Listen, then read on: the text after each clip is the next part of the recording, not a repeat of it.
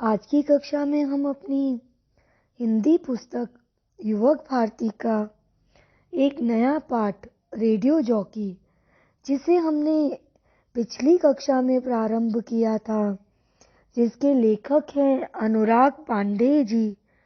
अनुराग पांडे जी के बारे में कुछ जानकारी हमने पिछली कक्षा में प्राप्त की थी। रेडियो जॉकी क्या है? यह एक अद्भुत कला है, यह हमने समझा और पाठ का परिचय पढ़ा था। आज की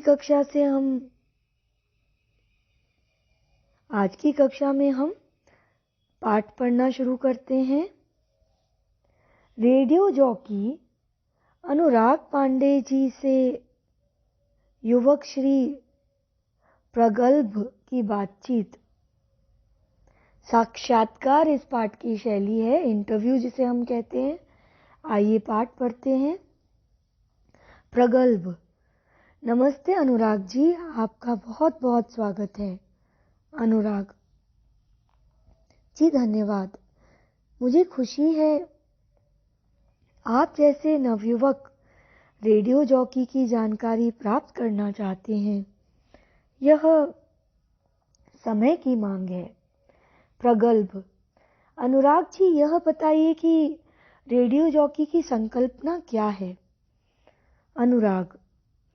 रेडियो जॉकी शब्द से स्पष्ट है कि यह रेडियो और जॉकी, इन दो शब्दों के मेल से बना है। जॉकी शब्द के कई अर्थ हैं, जैसे राइडर, अश्वारोही, डिप्लॉय फैलाना, मूव संचालित करना, स्टीयर प्रस्तुत करना, टर्न घुमाना। प्रचलित अर्थ के आधार पर जॉकी अर्थात राइडर, अश्वारोही का अर्थ है घोड़े को चलाने वाला, ऐसा व्यक्ति जो घोड़े पर सवार है, जो यह ध्यान रखे कि घुड़दौड़ में उसका घोड़ा सबसे आगे रहे।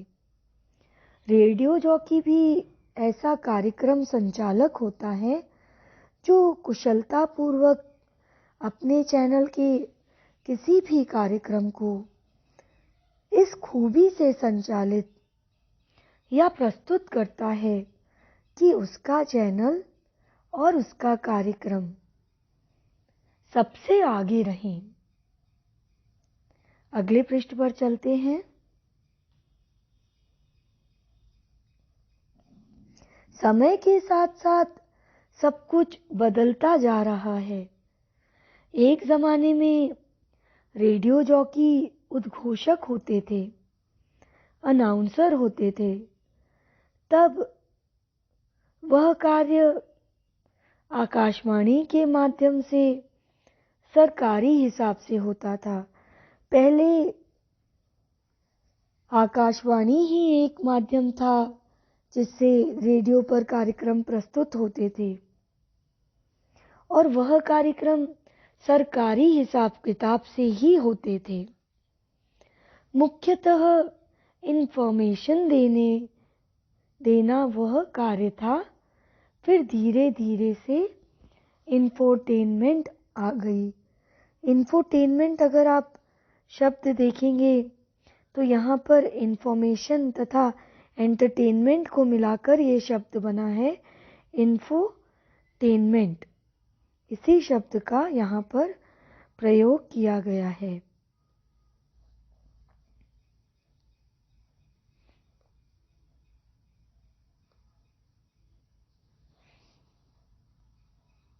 फिर इंफॉर्मेशन विद एंटरटेनमेंट हो गई। जैसे जैसे रेडियो का प्रसार होने लगा, वैसे वैसे रेडियो इंफोटेनमेंट का माध्यम बन गया। प्रगल्भ। आरजे के लिए प्रवेश प्रक्रिया क्या होती है? किस प्रकार हम आरजे बन सकते हैं? ऑल इंडिया रेडियो में नौकरी प्राप्त करने के लिए स्टाफ सिलेक्शन कमीशन, कर्मचारी चयन आयोग तथा ऑल इंडिया रेडियो द्वारा परीक्षा होती है। यह परीक्षा देने के लिए स्नातक पदवी प्राप्त करना आवश्यक है। स्नातक का अर्थ है ग्रेजुएशन। आपको ग्रेजुएट की पदवी प्राप्त करना आवश्यक है। इस परीक्षा में उत्तीर्ण होना अनिवार्य है, मैंडेटरी है, कंपल्सरी है। उसके पश्चात प्रत्यक्ष साक्षात्कार होने के बाद उम्मीदवार का चयन किया जाता है। ऑल इंडिया रेडियो के साथ क्षेत्रीय स्टेशन पर भी ऐसी परीक्षा होती है। स्थानीय लोगों को इसके जरिए काम करने का मौका मिल सकता है। निजी रेडियो चैनल में आपकी कला और प्रतिभा देखी जाती है। मुझे ऐसा लगता है यहाँ भी स्नातक पदवी प्राप्त करना ज़रूरी है। देखिए, आकाशवाणी के लिए तो आपको कहा कि ग्रेजुएट की डिग्री प्राप्त करना अति आवश्यक है, परंतु जब निजी रेडियो चैनलों की भी बात करें तो यहाँ भी स्नातक पदवी प्राप्त करना ज़रूरी है, क्योंकि स्नातक हो जाने के बाद आपकी समाज के प्रति और लोगों की मनोभावना तथा मनोविज्ञान के प्रति समझ बढ़ जाती है। रेडियो जॉकी के लिए ज्ञान और अनुभव की आवश्यकता होती है। जिसे इस क्षेत्र में सफल होना है, उसे निरंतर पढ़ना अति आवश्यक होता है। कलाकार एक बीज के समान होता है। जहाँ उसे धूप, पानी, मिट्टी मिली तो वह पनपने लगता है। वैसे ही आपके पास आरजे बनने के गुण हैं, तो मौका मिलते ही वे पनपने लगेंगे और लोगों की नज़र में आएंगे। क्या प्रगल्भ ने अगला प्रश्न पूछा, क्या आरजे का कार्य आजीविका का साधन हो सकता है? अनुराग ने उत्तर दिया, निस्संदेह। इस क्षेत्र में रोजगार के विपुल अवसर उपलब्ध हैं। इसके लिए आपके पास योग्यता, भाषा पर प्रभुत्व, देश विदेश की जानकारी, नित नई रची जाने वाली रचनाओं को पढ़ने की ललक, आवाज में उतार चढ़ाव, वाणी में नम्रता तथा समय की पाबंदी आदि अति आवश्यक गुण होने चाहिए। आपकी शैली भी विशेष हो। आपको अनुवाद करने का ज्ञान भी होना चाहिए। कई रेडियो स्टेशन हैं जहां रेडियो जॉकी की आवश्यकता होती है।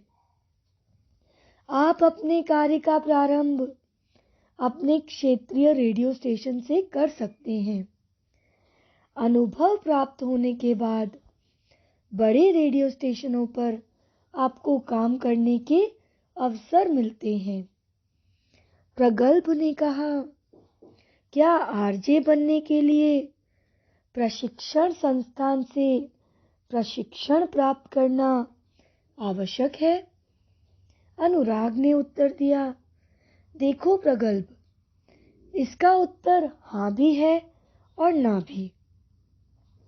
हर रेडियो स्टेशन के अपने मापदंड और निकष होते हैं। कोई यह देखता है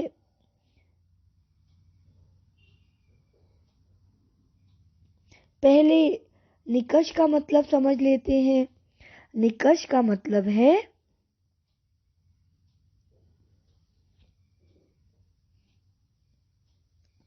कसौटी। किसी भी चीज को मापदंड, किसी भी चीज को अपनाने से पहले उनके अपने कुछ मानक या मानदंड या मापदंड होते हैं, तो उनके अपने निकष होते हैं। कोई यह देखता है कि आपने प्रशिक्षण लिया या नहीं। वहीं पर कोई रेडियो स्टेशन सिर्फ आपकी कला, ज्ञान तथा प्रस्तुतिकरण की शैली देखकर आपका चयन कर लेते हैं। आजकल जगह जगह रेडियो जॉकी से संबंधित कार्यशालाओं का आयोजन किया जा रहा है। प्रगल्भ प्रश्न करते हैं कि आरजे बनने के इच्छुकों को किस प्रकार की तैयारी करने की आवश्यकता है। अनुराग, आरजे को अपने कान, आंखें निरंतर खुली रखने की जरूरत है। उसे जिस भाषा में बोलना है उस भाषा को ज्यादा से ज्यादा सुनना होगा, उस भाषा का साहित्य पढ़ना होगा, रोज समाचार पत्र पढ़ने होंगे। इसके साथ ही साथ अपने क्षेत्र का सांस्कृतिक, भौगोलिक तथा ऐतिहासिक ज्ञान होना भी अति आवश्यक है। उसे देश विदेश की जानकारी रखनी होगी। इसके साथ ही अपनी एक भाषा शैली तैयार करनी होगी। अपने उच्चारण पर ध्यान देना होगा। भाषा के आरोह अवरोह का ज्ञान बढ़ाना होगा। एक बढ़िया आरजे बनने की कोशिश हरदम जारी रखनी होगी, क्योंकि कलाकार कभी तृप्त, संतुष्ट नहीं होता। उसे विशिष्ट लोगों के विशेष अवसर पर साक्षात्कार लेते हुए कार्यक्रम की प्रस्तुति करनी पड़ती है।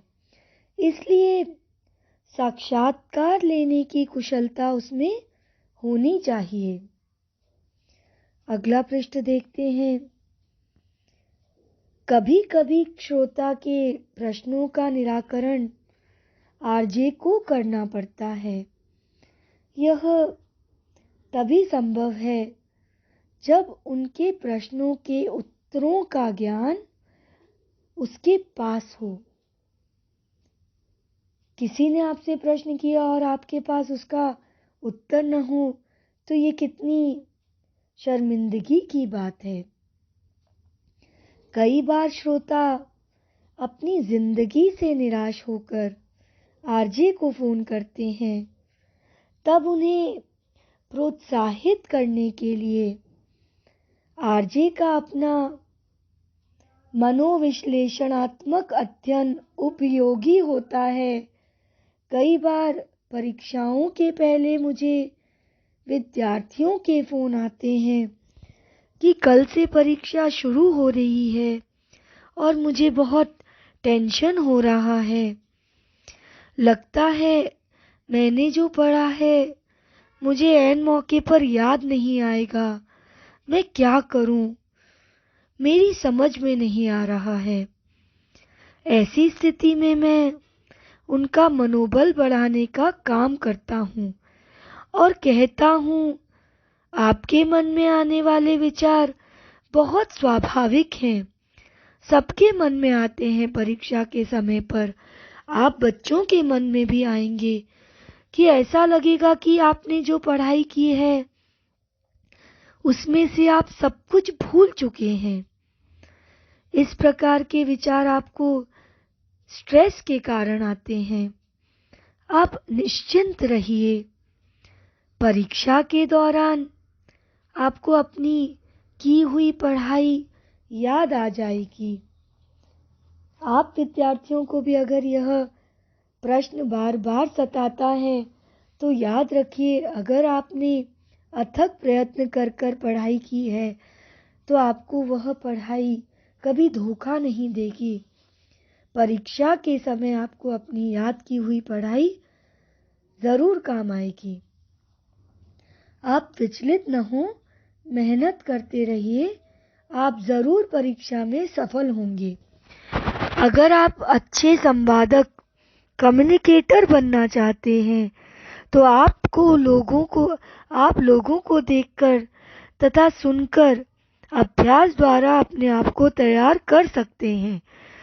जब आप अपनी कही हुई बात को दोबारा सुनते हैं तो आपको लगता है कि इसे आप और अच्छी तरह से प्रस्तुत कर सकते थे। इस तरह आप स्वयं अपना गुरु बन सकते हैं। यदि आपको सफल आरजे बनना है तो आपको आपकी भाषा सहज, सरल, संतुलित, रोचक तथा प्रवाहमयी रखनी होगी, जो श्रोताओं को समझ में आसानी से आ जाए और साथ ही साथ उनका मनोरंजन भी हो, साथ में उन्हें ज्ञान भी मिले। ये सारी बातें बहुत ही महत्वपूर्ण हैं।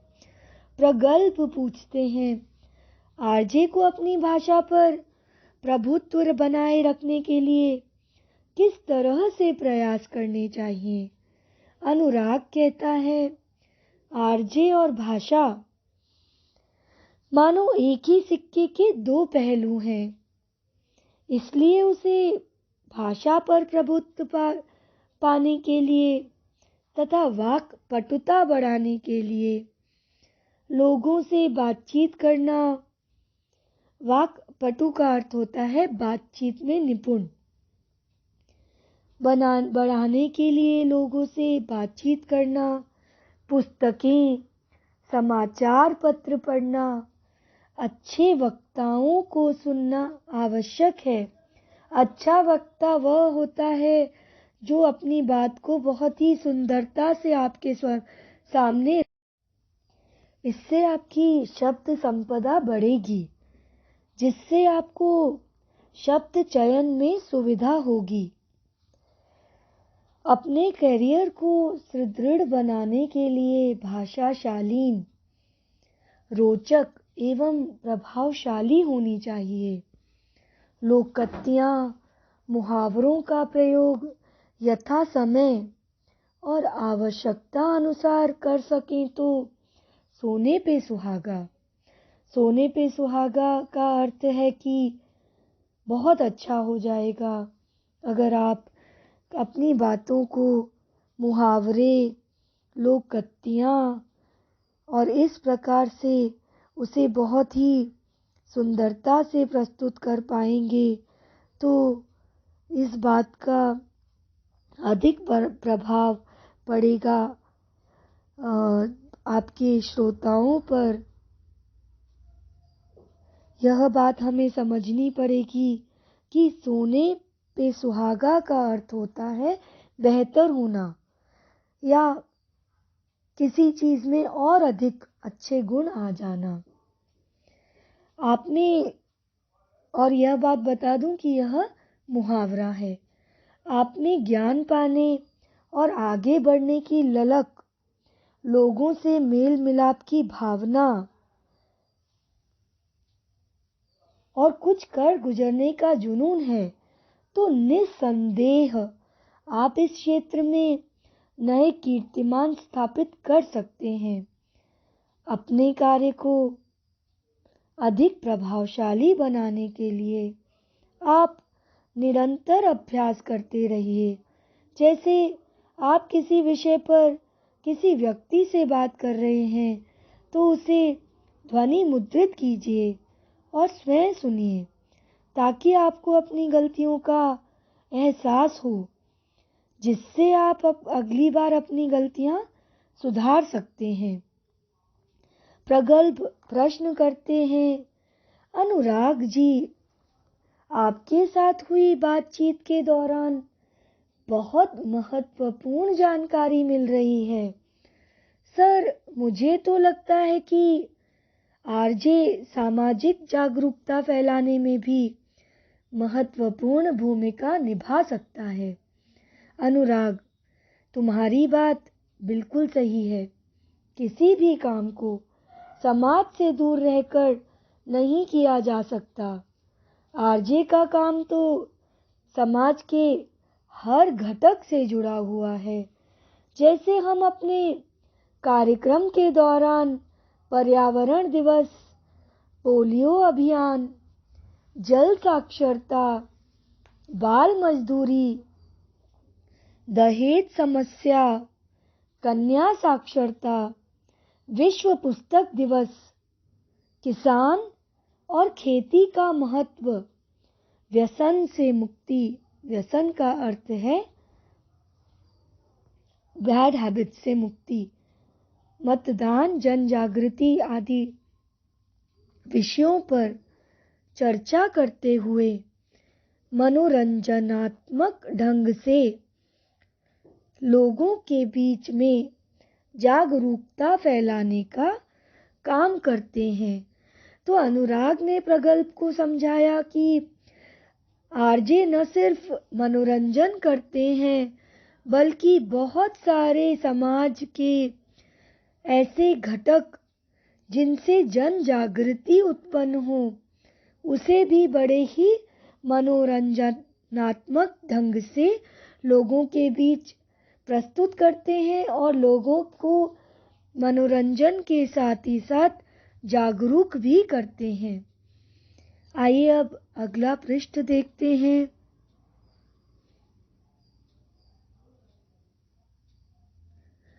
प्रगल्भ ने कहा, जी सर, मैं आपको एक बात बताना चाहता हूँ।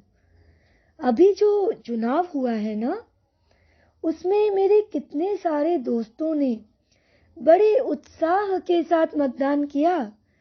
सर, आप जैसे रेडियो जॉकी को सुनकर मेरे बहुत से दोस्त व्यसन मुक्त भी हुए।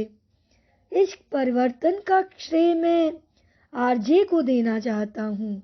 अनुराग, यह तो हमारा फर्ज है। प्रगल्भ, सर, आरजे के क्षेत्र में जाने वाले नवयुवकों का भविष्य कैसा रहेगा, इस संदर्भ में थोड़ी सी जानकारी दीजिए। अनुराग कहते हैं, मैं यह देखता हूँ कि रेडियो का क्षेत्र कभी समाप्त न होने वाला जनसंचार माध्यम है। रेडियो जन जन का माध्यम है, वह हमेशा रहेगा और लोगों के मन को छूता रहेगा, जनमानस को आगे बढ़ाने का हौसला देगा, नई नई बातें बताएगा, उनके मनपसंद गीत सुनाएगा और यह सब उनकी जनमानस की अपनी भाषा में करेगा। प्रसारण के सब माध्यमों में रेडियो सबसे तेज प्रसारित और प्रेषित करने का सशक्त माध्यम है। संप्रेषण सभी के लिए एक समान है। यह बात हमें समझनी होगी। एक ही भाषा, एक ही मनोरंजन, सबके लिए एक ही समान है। संप्रेषण का अगर अर्थ देखें तो यह वह साधन है जिससे सूचनाओं का आदान प्रदान होता है। एक ही भाषा, मनोरंजन, सबके लिए एक जैसा। रेडियो का भविष्य हमेशा उज्जवल रहा है और हमेशा उज्जवल रहेगा। रेडियो के आरंभ से लेकर आज तक संसार के सभी माध्यमों में यह महत्वपूर्ण माध्यम रहा है, इसलिए इसका भविष्य हरदम उज्जवल है। प्रगल्भ, तुम्हें एक बात बताऊं, इस क्षेत्र से जुड़ी चुनिंदा हस्तियां जिन्होंने घर घर में अपनी छाप छोड़ी है, अमीन सायानी, काका कालेलकर, हरीश भीमानी आदि नाम आज भी लोगों के दिलों पर राज करते हैं। अतः मैं आप सभी से निवेदन करता हूँ कि मनोरंजन जोश से भरपूर इसके विस्तृत क्षेत्र में अपने उज्जवल भविष्य के सपने संजोने के लिए कदम बढ़ाएं। अपनी आवाज से पूरी दुनिया को मुट्ठी में कर लें। करियर की दृष्टि से आज का युवा वर्ग इस क्षेत्र में पदार्पण करे, इसके लिए सभी को शुभकामनाएं दे रहा हूं। तुम्हें भी धन्यवाद देता हूं। तुम्हारे कारण मैं नवयुवकों को आरजे संबंधी जानकारी प्रदान कर सका। तुम्हें भी भविष्य के लिए अनेकानेक शुभकामनाएं देता हूं। प्रगल्भ कहते हैं, धन्यवाद अनुराग जी। आज आपने रेडियो जॉकी के क्षेत्र में विविध आयाम, विस्तृतता तथा रोजगार के व्यापक अवसर जैसे पहलुओं पर प्रकाश डालते हुए जो जानकारी प्रदान की, वह हमारे विद्यार्थियों के लिए प्रेरक रहेगी। एक बार फिर बहुत बहुत धन्यवाद तथा शुभकामनाएं आपको भी। कार्यक्रमों को प्रस्तुत करना, टेलीफोन के माध्यम से श्रोताओं से बातचीत करना, दो गीतों के बीच यह सारी बातें समझाने के लिए अब हमें रेडियो जॉकी के कार्य देखने हैं। रेडियो जॉकी के कार्य हैं कार्यक्रमों को प्रस्तुत करना, टेलीफोन के माध्यम से श्रोताओं से बातचीत करना, दो गीतों के बीच कड़ी का कार्य, श्रोताओं से संवाद करना, साक्षात्कार लेना, मेहमानों अतिथियों का परिचय करना। यहाँ पर आपने समझा इस फ्लो चार्ट के माध्यम से कि किस प्रकार रेडियो जॉकी सिर्फ मनोरंजन के कार्य नहीं करते, अपितु कई सारे और कार्यों में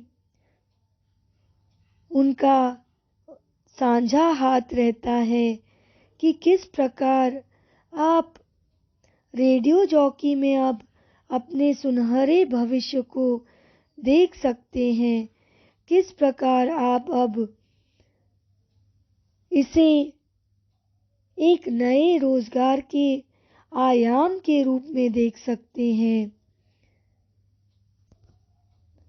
जो पहले बहुत ही हीन समझा जाता था कि जैसे इस क्षेत्र में कोई रोजगार के अवसर उपलब्ध ही नहीं होंगे, परंतु इस पाठ को पढ़ने से, इस पाठ को समझने से हमें पता चला कि कौन सी शैक्षिक योग्यता एक रेडियो जॉकी में होनी चाहिए, कौन सी उसकी स्किल्स हैं, आरजे बनने के लिए हम क्या कर सकते हैं, और साथ ही साथ आरजे अर्थात रेडियो जॉकी के कौन कौन से कार्य हैं, वह भी हमने इस पाठ को पढ़कर समझा। और साक्षात्कार रूप में अर्थात साक्षात्कार की विधा क्या है, वह भी हमें इस पाठ को पढ़कर समझ आती है। किस प्रकार साक्षात्कार लेने वाला और साक्षात्कार देने वाला प्रश्न उत्तर रूप में बातचीत करते हैं। इसी के साथ आज की कक्षा का समय समाप्त होता है।